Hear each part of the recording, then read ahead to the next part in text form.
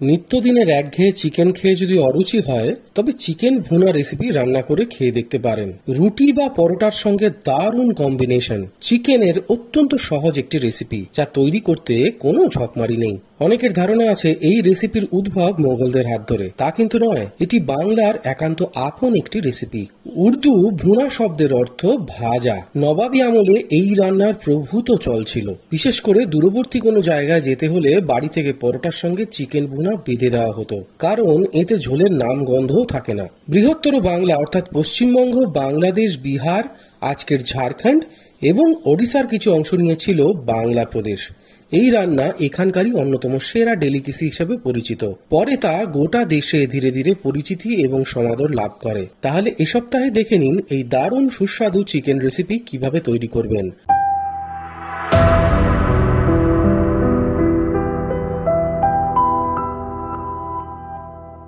এর জন্য প্রথমে একটি বড় পাত্রে নিতে হবে চিকেন, যেটা ভালো করে জল ঝরিয়ে নিতে হবে। এর সঙ্গে যোগ করতে হবে টক দই, আদা বাটা, রসুন বাটা, জিরে গুঁড়ো, ধনে গুঁড়ো, কাশ্মীরি লঙ্কার গুঁড়ো আর হলুদ গুঁড়ো। এই সমস্ত উপকরণ ভালো করে মিশিয়ে ম্যারিনেট করে রাখতে হবে কমপক্ষে 1 ঘন্টার মতো। অন্যদিকে কড়াইতে সর্ষের তেল গরম করে তাতে প্রথমে পেঁয়াজ ভেজে নিতে হবে। এক্ষেত্রে বলে রাখি, কড়াইটা একটু বড় মাপের ছড়ানো হলে খুব ভালো হয়। পেঁয়াজ যখন ব্রাউন রং ধরবে তখন যোগ করতে হবে পেঁয়াজ বাটা।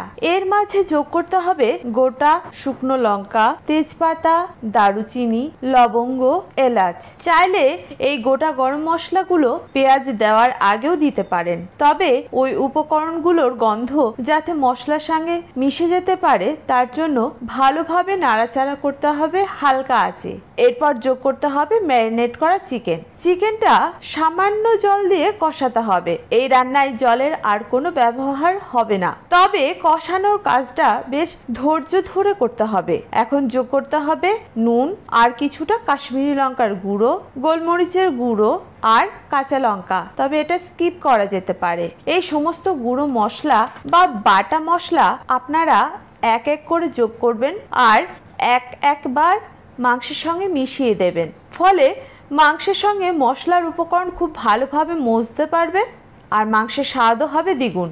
এর ফাঁকে যোগ করতে হবে টমেটো পেস্ট। এই রান্নাটাকে ঢাকা দিয়ে তৈরি করতে হবে।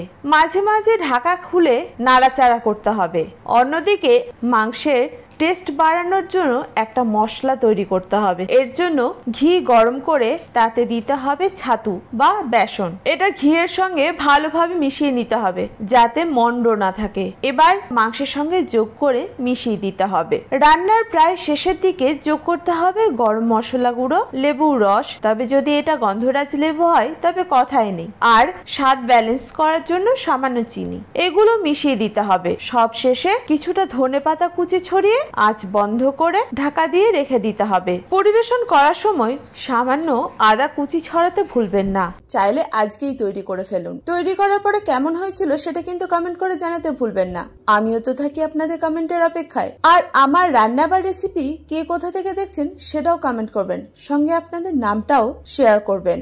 আমার রান্না বা রেসিপি ভালো লাগলে লাইক শেয়ার করতে ভুলবেন না। যারা প্রথম আজকেই আমার রান্না দেখছেন, ইউটিউব থেকে দেখে থাকলে চ্যানেলটাকে সাবস্ক্রাইব করবেন। ফেসবুক থেকে দেখে থাকলে পেজটাকে ফলো করতে ভুলবেন না। এটাই আপনাদের কাছে ছোট্ট অনুরোধ। আর যারা প্রথম দিন থেকে আমার সঙ্গে আছেন তাদেরকে অসংখ্য ধন্যবাদ। যাই হোক, আজ এই পর্যন্ত।